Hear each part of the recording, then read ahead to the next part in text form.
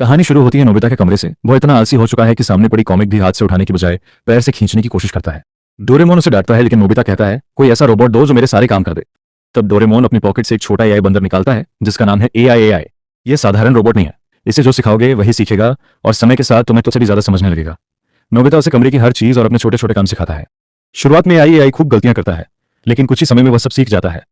अब मम्मी के आने से पहले होमवर्क खोल देता है, जियान आने वाला हो तो पहले ही छिपा देता है और नोबिता के लेटे लेटे उसके मुंह में स्नैक्स तक डाल देता है।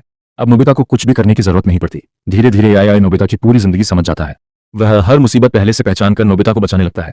घमंड में आकर नोबिता डोरेमोन से कह देता है, अब तुम्हारी भी जरूरत नहीं है, मेरा एआई ही सब कुछ कर लेगा। एआई इस बात को सच मान लेता है। अब वह डोरेमोन को बेकार समझकर कमरे से बाहर निकालने लगता है। डोरेमोन समझाता है कि अगर तुम हर काम एआई पर छोड़ दोगे तो एक दिन खुद कुछ भी नहीं कर पाओगे, लेकिन नोबिता उसकी बात बिल्कुल नहीं सुनता। अब नोबिता इतना आसी हो चुका होता है कि उसे टॉयलेट भी जाना है, लेकिन उठना नहीं चाहता। वह एआई से कहता है, मेरी जगह तुम टॉयलेट होकर आओ।